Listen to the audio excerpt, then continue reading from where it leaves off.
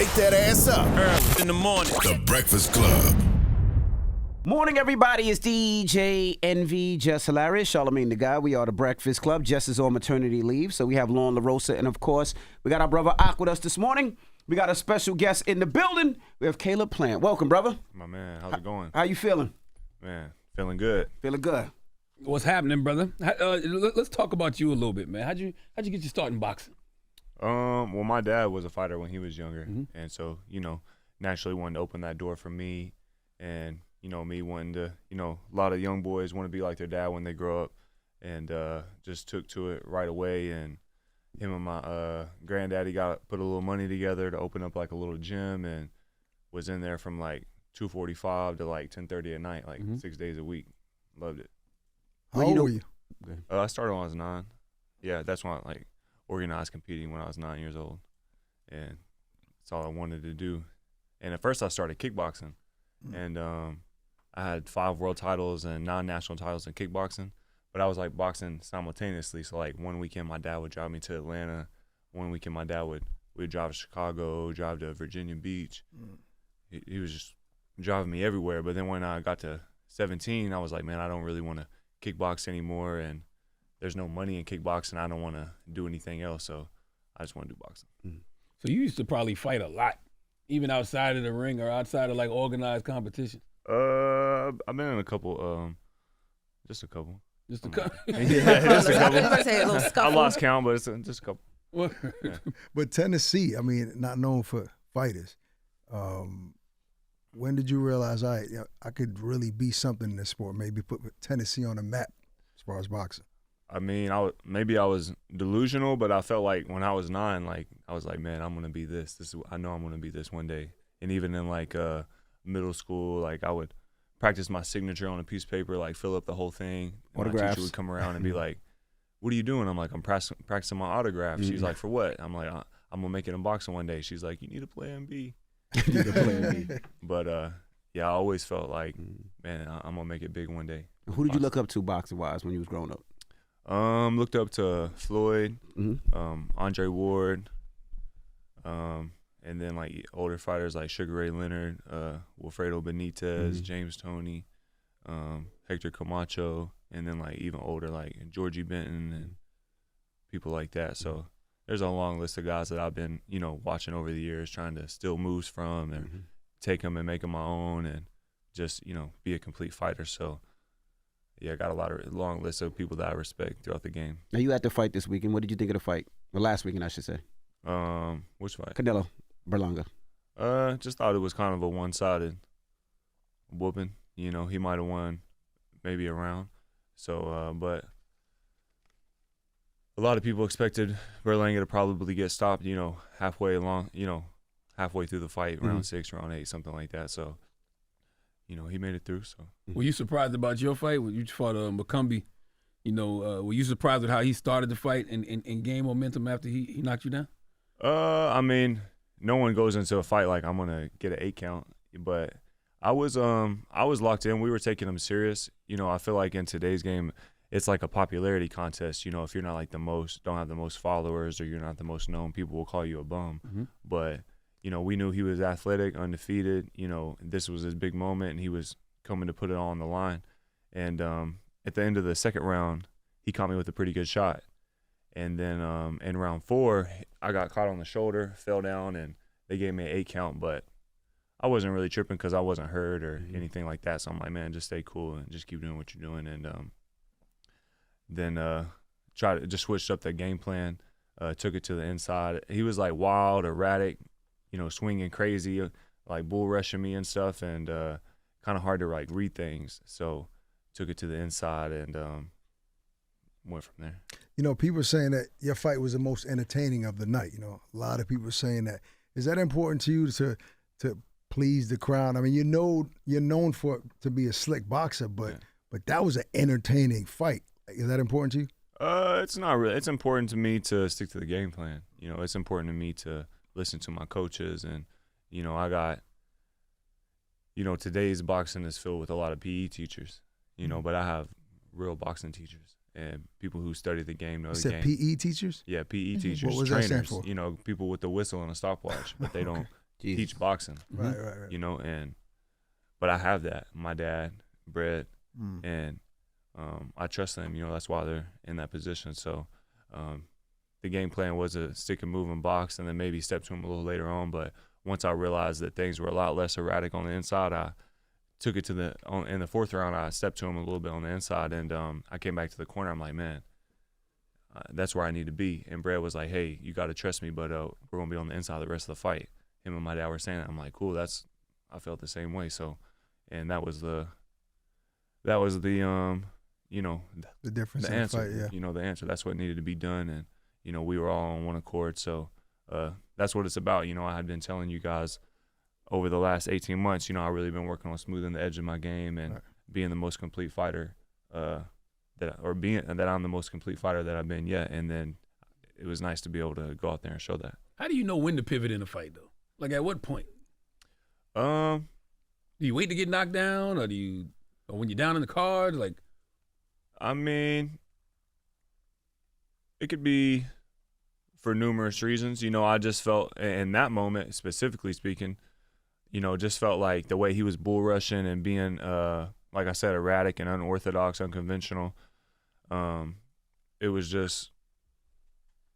It just seemed like that was the right move. And then when I came back to the corner, they were telling me the same thing. So then, like, once they reinforced that, I'm like, that's what I need to do. And so it just depends. There could be a million different reasons why. Maybe you get hurt. You know, maybe you're down on the cards. Maybe in this situation where he was, like, being unconventional. It could be for numerous reasons. But that's why it pays to be, you know, well-rounded and, you know, be able to be slick and move and box and stand your ground or move, and then also to be able to, you know, fight in the pocket. So every time you walk into a fight, is your goal to knock somebody out, or is it just to get through the fight? Like, what's the just stick to the game plan, and if the knockout comes, it comes. Like in 2022, I had, you know, KO of the year against Anthony Durrell, but it's not a shot that I was looking for. It's just you know, the best knockouts come when you're not looking for it. So I was waiting for you to ask a question. First of all, I was letting y'all. Why was you so quiet? I was listening to this. Finishing her coffee. Okay. Yeah. What you getting at? Because why you look at me? I when ain't I trying to ask get at that nothing. I'm just asking the question. Why you so quiet? I was I'm learning his story as I'm sitting here. In real Let's time. talk Berlanga. Okay. Obviously, you guys had some drama leading up to the fight and on the press conference where, for those that don't know, Canelo kind of gave you a shot saying, I'll take care of him for you. Is he still on your radar? Like, with that performance, do you think it's a big fight, you against Berlanga? I mean, I feel like it would, you know, the fans would be right excited to see it. And, you know, he's one of the bigger names in the super middleweight division. And I'm always looking to, you know, get in there with people who have big names or are big challenges. And so. He called you a hater when he was up here. He said that when you had your time to shine, he never disrespected you. And he said now it's his time. He said that you were a hater and was pressing him for a fighter. You know, Khalid Plant, he said you are an unworthy challenger for Canelo. He said you got a weak chin, lack of experience, and poor technical boxing skills. He said you have no experience against genuine world-class opposition, and you struggled against the marginal competition that your promoters have carefully selected for you to maintain your unbeaten record. What do you say to that? He's a hater, period.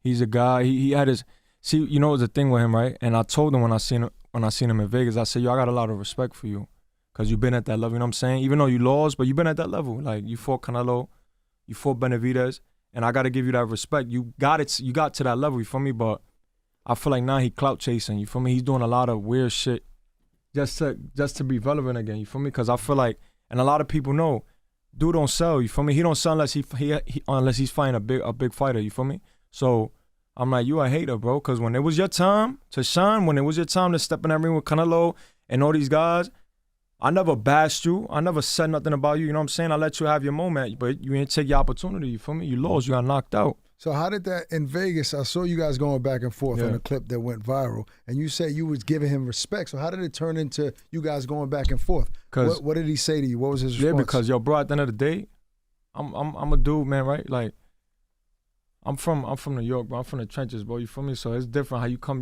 If I'm giving you respect, you're going to respect me. You feel me? And I gave him that respect, but he just kept going and going and saying going. What, though? Yo, but what's up? You going to give me that fight?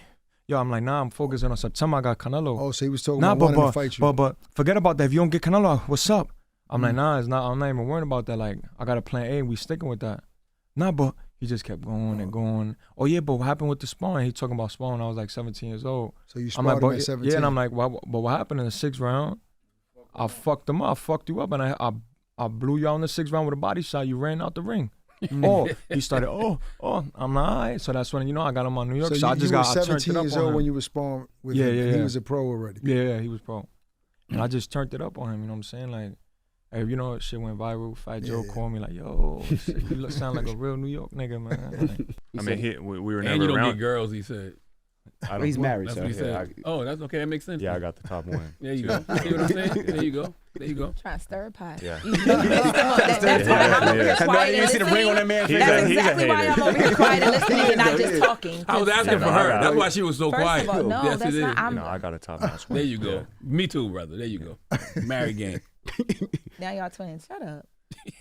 So what do you think But about that? I mean, when I had my chance, like we were never around each other. So as far as him not hating, like we never talked. But really, I just seen him at the Jaime Munguia weigh-in, and all of a sudden I looked up, and a lot of the focus was like on Canelo and them because it's their fight, and he's standing right next to me, and I'm like, hey, what's up, man? How's it going? Da, da, da, da. And I was like, man, we need to make a big fight happen. I'm sure it'd be good for boxing, be good for the fans. And he was like, yeah, but I got a fight already. I was like, all right, cool. Well, if it don't work out, we can fight, and if it does work out, we can fight after. Whether you win or lose or whatever. And he's like on his what does he say? His New York his bully shit or something like that. And I'm like, look, I get it. You got to fight. Either if you don't get it, we can make it happen. And he starts acting tough, and so I'm not taking a step back neither. And then I'm like, well, let's get the cameras over here and get it on, for the boxing interviewers. Like, hey, if he fights Canelo, we're gonna fight after. If he don't, then we're gonna fight next. And his daddy steps in front of him, and all my life, all my boxing career, his daddy steps in front of him and said, no, don't say that on camera. And he said it quiet like that. I'm like, oh yeah, that gave me confidence, because like if his dad was so confident in his son, then just let him say yeah. Even if he wasn't going to follow through and do it, like why not at least just say yeah for the cameras, even if it was just for the cameras. But he's like, no, I don't say that. So, Did your respect for him go up as a fighter? Seeing him go the distance with Canelo? I mean, if that's like is that like the level that we respect now? Like, oh, doesn't matter if he won a round, like as long as he survived, not really. If a real fighter, I'm not here to brag about who lost the best against Canelo, because that seems silly. But at the same time, like I definitely won more rounds, and I went out on my shield trying to win, as opposed to yip yapping the whole lead up, and then just for the most part keeping my hands in my back pockets the whole fight. And he's the big bad wolf who says he punches harder than Triple G, but he was the one getting walked down the whole fight. It's not like he stuck and moved and boxed and used his skills. Canelo was just walking him down the whole fight. And so, especially once it's like 11-1 or 10 to nothing, or in the 11th round and you haven't won one round, it's time to like put it on the line. Like if you get stopped, it's part of the game. How many legendary fighters have been stopped? Roberto Duran's been knocked out. Cole fell right on his face against Tommy Hearns. Muhammad Ali's been decked. Like, just go out on your shield. Like, who cares? But his ego wouldn't allow him to do that. He'd rather stay clean and pretty. And so, no, I don't really respect that. You fought Canelo and Benavidez, right? So who wins that fight in your opinion? Since you've been in there with both of them. I think it's hard to say. In big fights like that, they have different styles. If Canelo caught him with the big punch, because David has been dropped before, he was off balance, but he has been dropped. But if Canelo caught him and stopped him, would we all be like, man, I can't believe that? I don't think anybody would say that. But if David, got on Canelo and started flurrying a lot, and maybe in the later rounds was able to get some steam or some momentum or something, I don't think we would be surprised either. So it's hard to say. Whoever's on that night and whoever's got the best game plan, whoever had a good camp. There's a lot of variables that go into it that lead up to, a fighter having a successful fight. It's a lot. It's a lot. Speaking of those two opponents, you always been somebody that wants to get your lick back, right? Wants to rematch guys that you lost to, because you've been talking about Canelo again. So you on a revenge tour now? Yeah, if you had the opportunity, right? Because there was obviously bad blood with Benavidez, a lot. Canelo, not so much. You guys seem to be cool now, but that's the bigger money fight. But deep down, what loss would you want to avenge more? Well, Canelo has more hardware, and for legacy, and putting like, I would choose Canelo because he's got more hardware. He's got 3 of the 4 belts. And bigger check at the end of that too. I mean, yeah, no one ever got mad for getting paid more either, Right. But I think a lot of people put the emphasis on the money when they fight Canelo, right. And we all got to get our bills paid, but money's not like my number one reason why I box. I'm passionate about the sport. I'm a competitor. I love boxing's done a lot of great things for me, so the money's obviously on the list, but it's not at the top of the list. It's the hardware, the legacy, the honor, the glory. But I'd run it back with both of them. In a rematch with Canelo, what do you do different? What do you improve? What do you change? Well, I didn't have the best camp that fight, so would like to just be able to have a better camp. And experience isn't. I've said this before, but experience isn't something you can borrow. It's not something you can buy. You got to go through the fire to get it. And since the Canelo fight, I feel like I've done that. Fighting Canelo, then Darrell, 2-time former world champ, David Benavidez, former 2-time world champ, and now, this guy who was ranked number 9 in the WBA, I feel like I have that experience now. Is there a particular fight in your career that you feel like best defines you as a fighter? Like if you had to show somebody, this is me as a boxer, which fight would that be? Well, my first world title fight against Jose Uzcategui, I was an underdog going into that fight. I hadn't really been able to properly introduce myself, and a lot of people were, saying this, saying that. I was going to get beat, going to get stopped, and I wound up, doing my thing in that fight, become world champ. So either that or, this last fight, even though I got hit on the shoulder and got an 8 count, and then I got caught with a good shot in round 2. Other than that, he hit me with a couple of shots here and there, but that's boxing. You're gonna get hit. But just making that adjustment, that'd probably be another one. Caleb, you feel like you have to fight or just be with a chip on your shoulder because guys like Bernard in the past have said, "I'm never gonna let a white boy beat me," and then other black fighters have said that. So do you feel like you have to be extra to prove to yourself like I'm not a regular white boy? I don't feel like I have to be extra. I think being yourself is how you get furthest in life. And but you get tested. Like we all saw you smack Jermall. But the way I respond is not Right. me trying to be extra. That's Right. just who I am. You Right. know, and but because I don't think if someone's grabbing on your face and you ask them to stop and they do it again, and then they're saying things about being a white boy and in front of your peers, in front of your wife. If you respond the way I did, that's not being extra. That's just But do you that's feel like what a you're lot of grown tested men would more do. because you're quiet, soft-spoken? Yeah, I think so. It's been like that my whole life, though. But I guess to your point, as motivation and hopefully by the time I'm retired, fighting like a white boy might mean something different. You know what I mean? So. How do you know to slap and not punch? Because the instinct would be to just throw a punch, right? I mean, in that moment, he was trying to treat me like a little boy, so I treated him like a little boy. Damn. Yeah. So that was just you responding to what was happening in the moment. That don't mean it's gonna officially be like an actual fight with y'all. I mean, it can be. He fights at 160. I fight at 168. His last fight, he fought at a catchweight of 163 against a guy who fights at 147. And he came in at, this is a lot of numbers, but he came in at 166. Right. So he even came in overweight on the catchweight. So he's a super middleweight at this point. So we could definitely make a fight happen. He's going through things in his personal life, and I made a statement saying whatever happened between us could be set on the back burner for now. He's got things he's going through. Go handle that, and we can make a big fight happen. Until then, I don't think it'd be right for me to like continuously like have my foot on his neck or be pressing him about certain things. Like he's got, enough on his plate, and, he's got kids, and I'm sure we'd all like to see him get himself together and, go out and make a decent living for his family. So is that you, because I know you went through stuff in your personal life, like in 2014 with your daughter and then losing your mom as well too. Yeah. Are you able to like be empathetic like that and remove the boxer or the fighter because you've been through your own things, or?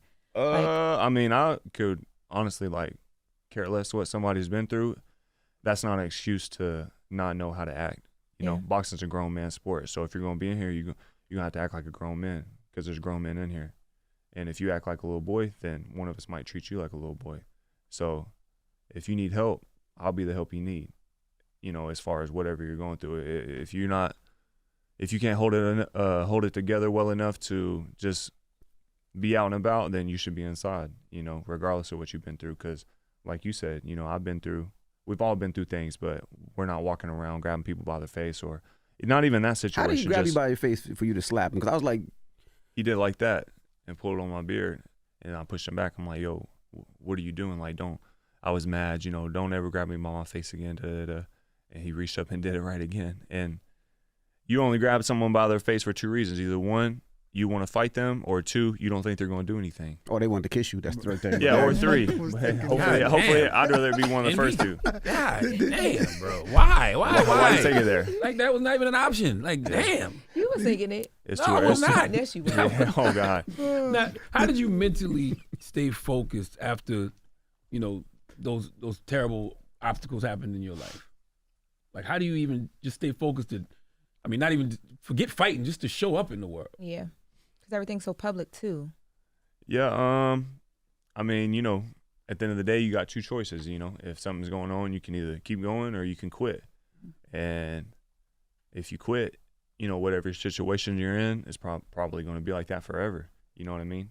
And it's always going to be messed up. You're always going to wonder what if. But if you keep going, who knows what will happen. And I guess I just always had like this voice in my head that was like, if you keep going, it's going to work out. If you keep going, you're going to make it. If you keep going, things are going to come together. And so like I just kept listening to that, kept going, and there was no way that I could like allow myself to live forever in the situation, that I was in. I needed more than that, and just kept putting one foot in front of the other. I guess just don't quit. You either quit or you keep going. So Absolutely. Mm-hmm. Now you and Fat Joe had some words at one time too, right? Yeah, we had how'd you know that? I know everything. Yeah. Why Fat Joe always get into it with boxers, man? Like, why? That should be last on his list. Yes. But that was based on Berlanga, because he's siding with Berlanga. Him and Berlanga had some drama. So what Right? happened with Joe I seen him at the fight? I was like headed to the back of the T-Mobile, and he was walking this way. And when we were walking past each other, I'm not sure if he said something first or if I said something and he said something right back, or if like we kind of caught each other out of the corner of our eye and we both just turned around and started like yapping at each other. But he must have been pretty bothered because you know about it. Nah, he didn't tell me. I heard. What did he say to talking you? about it. Well, then he's telling other people then. And I what was did at he say, SneakerCon yesterday, Mm-hmm. and somebody came up to me and told me like, Mayor, that's his manager. The mayor. Yeah, That's yeah. a business Sneaker partner. dude? Yeah, Okay, yeah, okay. that's business Was partner, like, brother. this, that, and the third. Fat Joe's mad. So I guess he must have been pretty bothered What you say? for everybody to find out. I don't know. We were walking by each other, and he said, "How does it feel having to get up off the ground 3 times?" Because from the shoulder, and the other 2 times I just fell. But He just said, Man, that's Hold on. So Joe just randomly said that to you? yeah, but Yeah, that's crazy. which is weird because I won, and 2 of them, one he caught me with a decent shot. The other 2 like just fell, Yeah. So like that's not really a flex to say how'd it feel getting him off the ground 3 times. If I You won, won the fight. And you become an stopped interim your- champ, Yeah. stop the guy, your guy lost every round. Mm-hmm. Like, what do you mean? How did it feel? Felt better than not getting my hand raised. Mm-hmm. Yeah, So I don't know. about that. I don't know how little old me could have all them that bothered, but You know, if you and Berlanga were to fight though, like leading up to the fight, the press, there might be some drama. You know, to swing on people out the ring. You did it with Canelo, with Charlo. How bad would that press tour be with you and Berlanga? Yeah, I That would be mean, nasty. I don't. I've never retaliated towards somebody who wasn't Disrespectful. not even that, but like putting their hands on me or being trying to harass me or something like that. So, I mean, I don't know. I can't say. Do they warn you about that, about putting your hands on people outside the ring? I mean, my manager has like had a discussion with me, but not in a sense of like you're not doing the right thing. It's like, look, I know that certain people have, it's like I know they're starting it, but just be careful, just be smart. There's no boxing commission doesn't fine you for that, just because it's still a business, right? I mean, like if I get in a fight outside, you don't get in trouble in boxing. Yeah. They don't care about that. Is it true that the hands have got to be registered as weapons? That's always been a rule. That's not true. That is that is not true. Okay. Definitely not true. I've heard that so many times. Like, no, that's not true. Now, if you get in a fight and you hurt somebody, and then the judge sees that you're a professional boxer, they could be like, hey, you could get more trouble for that. Mm-hmm. But if you're defending yourself or self-defense, like just because you're a boxer, you can't necessarily get in like more trouble as long as you're in the right.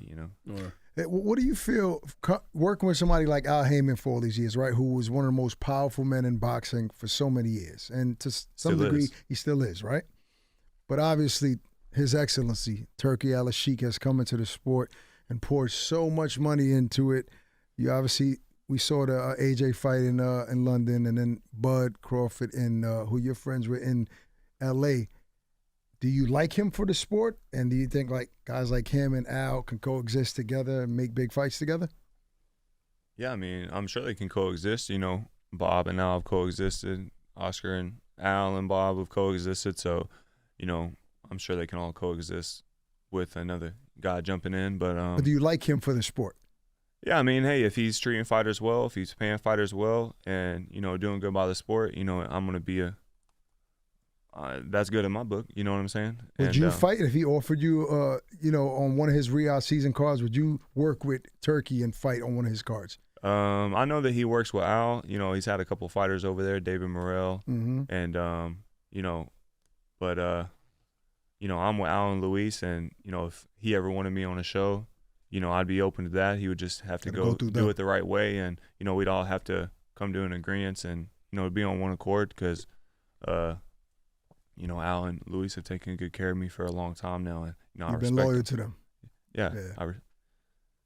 Who's next for you, Munguia or Berlanga? I think the Berlanga or the Charlo fight makes more sense. I think it's more exciting for boxing, more exciting for the fans, and I think one of those. One of those two. What you think? What do you think, Charlamagne? I think Berlanga would be hot right now. I think you and Berlanga would make a great card right now. Yeah. Yeah. I mean, I like the Charlo brother too, but Berlanga's like hot right now. Both of y'all are hot Been right in the now. gym. Yeah. It just makes sense for y'all to. It just makes sense from a boxing fan perspective. That's what I would want to see. I think so too. Yeah. Berlanga. I know you're in New York. You're a big fashion dude. Like you're here doing a lot of shopping. Mm-hmm. Oh boy. I seen something on Instagram where somebody was comparing you and Berlanga, like his style, because he's from New York. What? So they can't compare. Talk about that. What? Could talk about what? Like style, fashion, like what he puts on. Like you don't think he can compete with you on that? Say what? You don't think he can compete with you in that department? I mean, probably just different styles. He likes to wear like all designer. Right.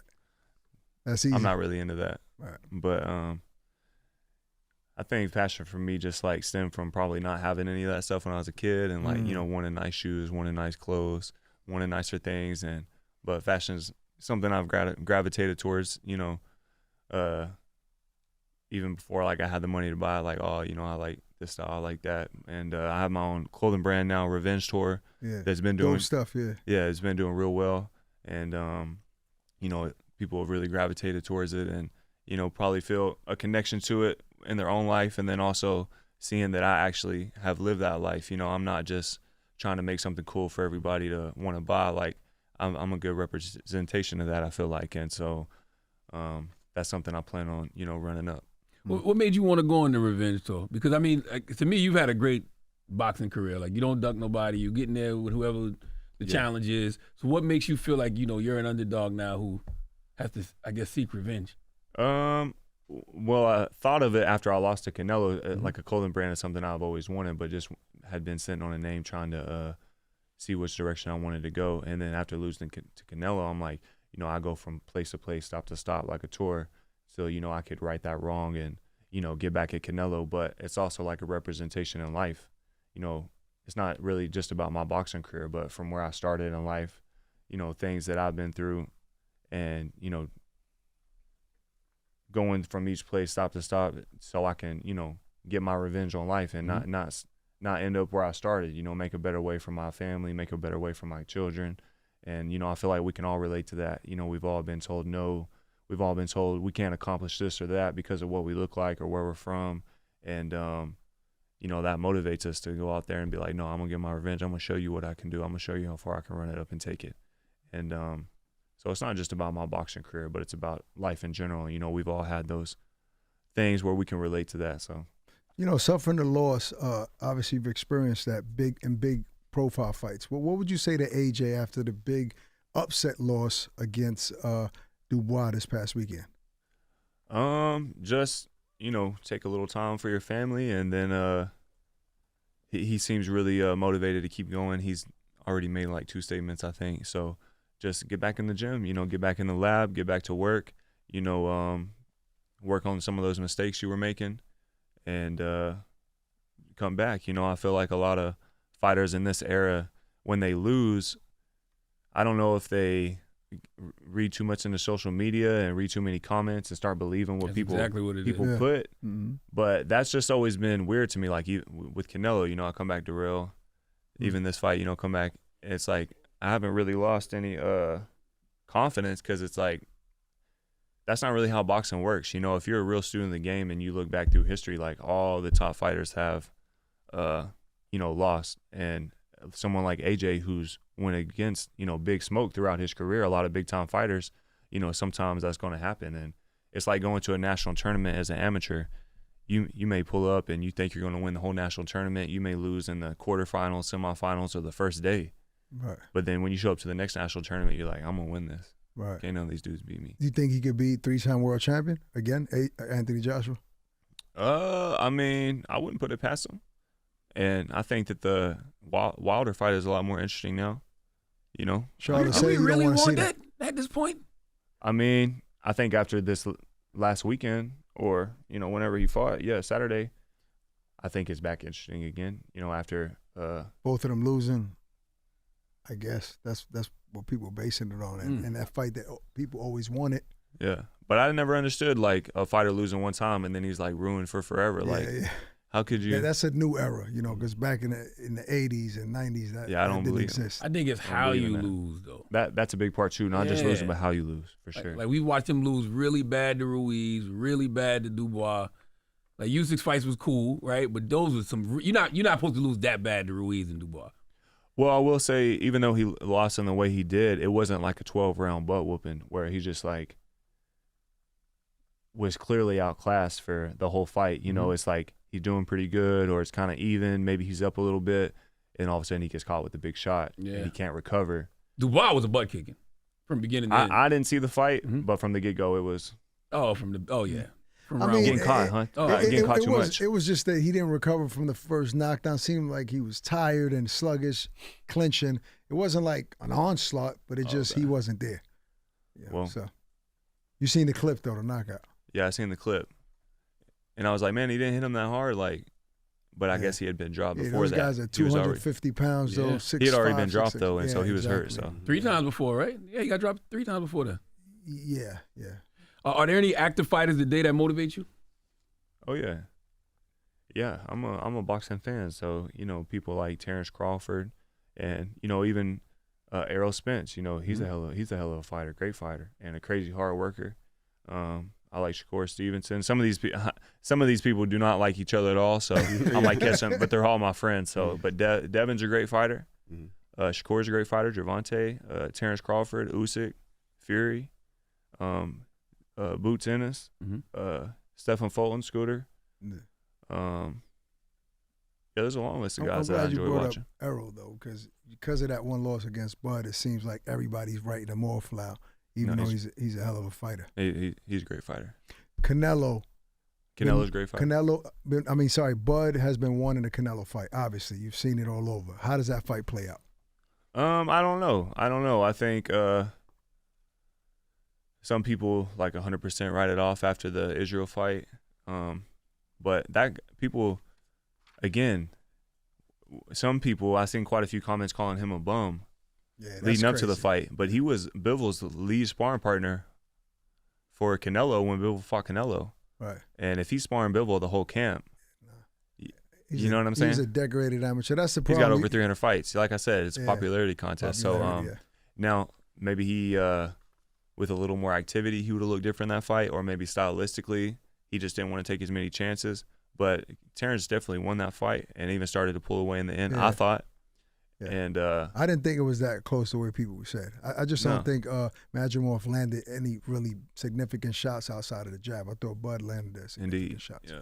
Indeed. Well, Caleb got to go, guys. You got a question? I did. It was back when you were talking about motivation. I saw that you had posted the girl dad sneakers. Oh yeah, the Kobe's or the fighting shoes. Yeah. The Kobe's. Talk about like Kobe as a motivation, because you talked about a lot of boxers, but like you specifically said he gave you motivation for years. Oh yeah. So what was that motivation specifically? Like what from Kobe inspired you in your fights? Well, just like since I was a kid, like feeling like studying the greats. To be successful, you got to be intentional. And so just taking time to watch like every YouTube video I could on certain athletes, certain coaches, certain artists, and Kobe's dedication and sacrifice that he made to get to where he got, that's something you got to tip your hat to and respect. And so just watching a lot of his motivational videos over the years and studying things that he implemented into, whether it be physical recovery, his nutrition, numerous different things like that, and wanting to put that in my arsenal, and so that I can try and be the best athlete I can. He's given me a lot of motivation, and then obviously with Charlie and Aaliyah, and then the girl dad shoe coming out, I felt like it'd be perfect timing to, put all that together. Before you get out of here, one last question: if you can name your next 3 opponents with, no stipulations, in that order, who would they be? In order? Yeah. Charlo or Berlanga, and then the other one after that, and then Canelo. Yeah. Charlo, Berlanga, Canelo. Yeah, or Berlanga, Charlo, Canelo, one of them. Or any 3 order, but those 3. It can be in any order. Well, Caleb, we appreciate you for joining us this morning. Absolutely. It's Caleb Plant. It's The Breakfast Club. Good morning. Thank you. Wake that ass up. Early in the morning. The Breakfast Club.